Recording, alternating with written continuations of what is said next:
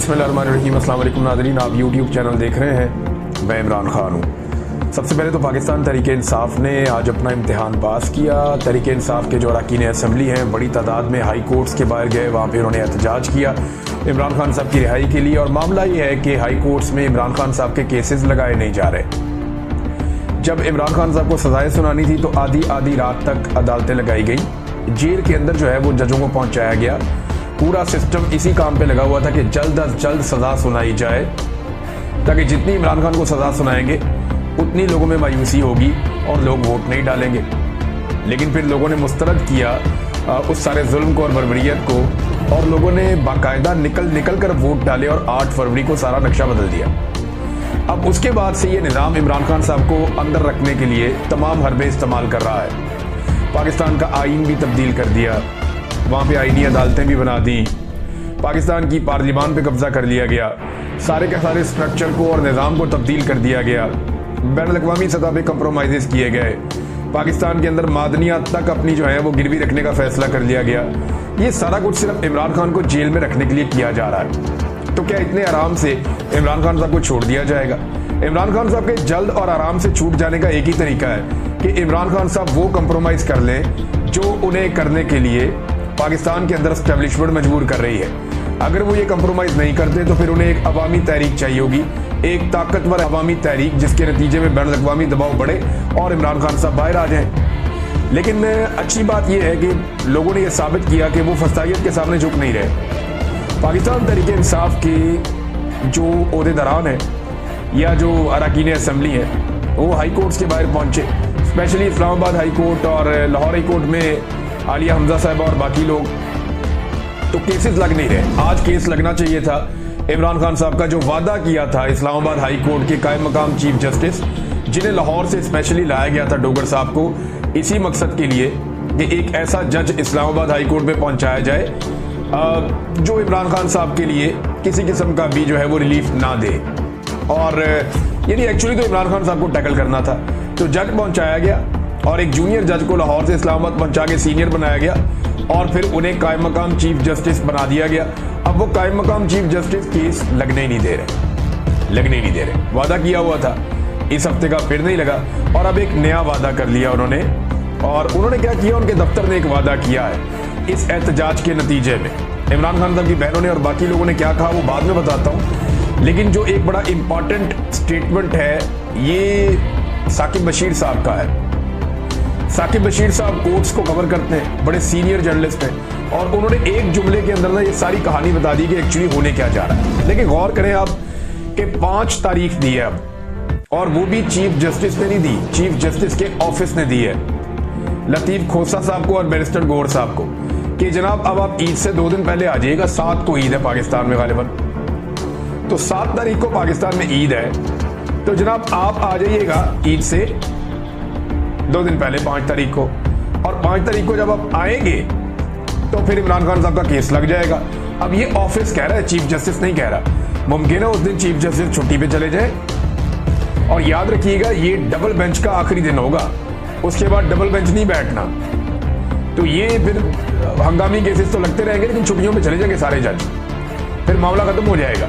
अब इसमें जनाब साकिब बशीर साहब कहते हैं बैरिस्टर गौहर और सरदार लतीफ खोसा के बकौल 5 जून को 190 मिलियन पाउंड सजा मुअत्तली केस मुकर्रर करने की यकीन दहानी कायम मकाम चीफ जस्टिस के ऑफिस की जानिब से करवाई गई। याद रहे कि 5 जून जुमेरात ईद से कबल इस्लामाबाद हाई कोर्ट में डिवीजन बेंच का आखिरी वर्किंग डे होगा।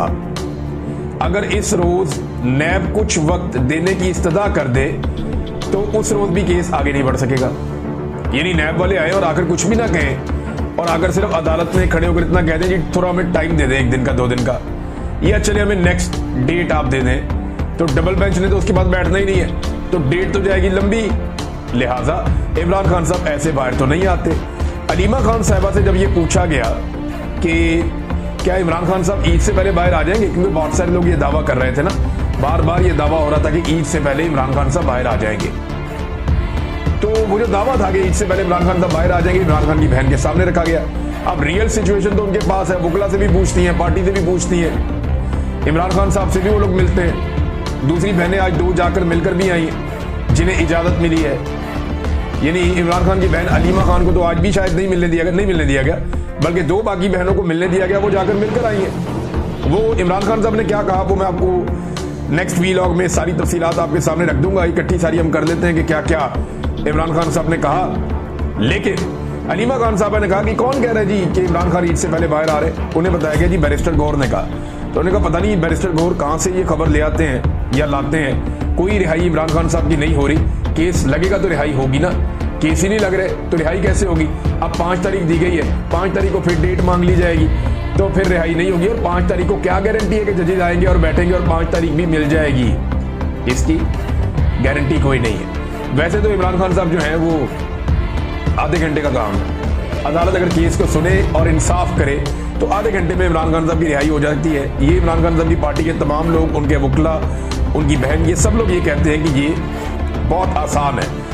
अच्छा जनाब, अब साकिब बशीर साहब के बकौल अगर नैब थोड़ा सा टाइम मांग लेना, ऐसे ही कहते जनाब हमें एक पेशी और दे दें आप, या हमें एक मौका दे दें, हम तैयारी करके आ जाते हैं, तो बस इतना ही काफ़ी है, इतना ही काफ़ी है। और फिर इमरान खान साहब की ईद भी अंदर गुजर सकती है और उसके बाद वाला टाइम भी अंदर गुजर सकता है।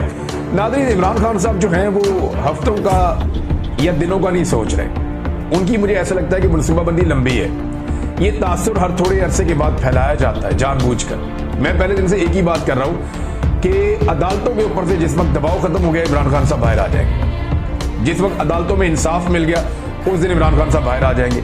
इंसाफ अदालतों में तब तक नहीं मिल सकता जब तक कि अदालतों के ऊपर कंट्रोल है मिलिट्री एस्टेब्लिशमेंट का, और मिलिट्री एस्टेब्लिशमेंट इस कंट्रोल को छोड़ने पे तैयार नहीं है। तो इमरान खान साहब एक बड़ी तहरीक की तैयारी कर रहे हैं कि पूरे मुल्क में बैक वक्त एक बड़ी तहरीक खड़ी की जाए। अब ये क्या वो ये कर सकते हैं कि एक बड़ी तहरीक पूरे मुल्क में इमरान खान साहब खड़ी कर दें?